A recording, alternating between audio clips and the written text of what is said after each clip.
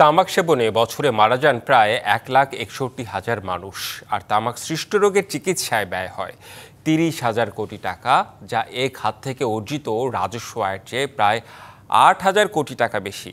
উদ্বেগজনক এমন পরিসংখ্যান তুলে ধরেছে বেসরকারি গবেষণা ও উন্নয়ন সংস্থা প্রজ্ঞা। এমন বাস্তবতায় তামাক ও তামাকজাত পণ্যের ব্যবহার এবং নিয়ন্ত্রণ আইনকে আরও কঠোর ও কার্যকর করার আহ্বান সাবেক তত্ত্বাবধায়ক সরকারের উপদেষ্টা ডক্টর হোসেন জিল্লুর রহমানের।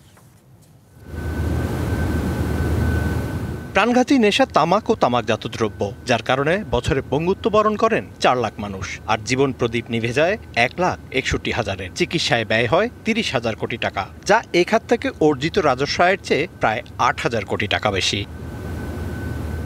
রাজধানীর সিরডাপ মিলনায়তনে তামাক নিরোধ আইন শক্তিশালীকরণে নাগরিক ভাবনা শীর্ষক গোল টেবিলে এমন পরিসংখ্যান তুলে ধরে বেসরকারি উন্নয়ন সংস্থা প্রজ্ঞা। এতে যশোরের ক্যান্সার রোগী ইলিয়াস গাজীর কথা মনোযোগ কাড়ে সবার।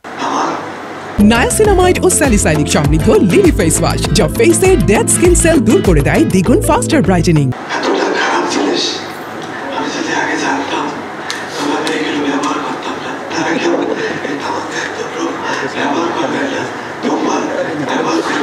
বক্তারা অভিযোগ করেন সর্ষের ভেতর ভূত আছে, তাই আইন থাকলেও নেই প্রয়োগ। সর্ষের ভিতরে ভূত আমরা সবাই জানি যে এখানে গভর্নমেন্টের যখন স্টেক থাকে বিএটিতে, তারা যখন এখানে এই পরিচালনা বোর্ডে থাকেন তখন কিন্তু সমস্যা হয়ে যায়।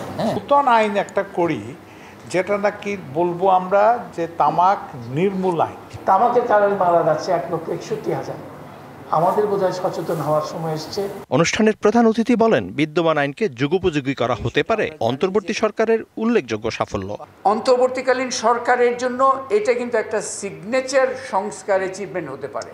আহ্বান করব অন্তর্বর্তীকালীন সরকারকে, আপনাদের অর্জনযোগ্য এবং সমাজের জন্য একটা গভীর উপকারকারী একটি সংস্কারের সুযোগ আপনাদের হাতের সামনেই আছে, এটা গ্রহণ করুন এবং এই ব্যাপারে সুনির্দিষ্ট পদক্ষেপ নিন। 24-এর নতুন বাংলাদেশ গড়ার স্বপ্ন বাস্তবায়ন করতে হলে নবীন ধূমপায়ীদের সংখ্যা কমাতে অন্তর্বর্তী সরকারকে তৎপর হওয়ার আহ্বান জানান সাবেক তত্ত্বাবধায়ক সরকারের এই উপদেষ্টা। নিউ স্মোকার্স কে যেন না হয়। Mizan Ahmed, DBC news, Dhaka.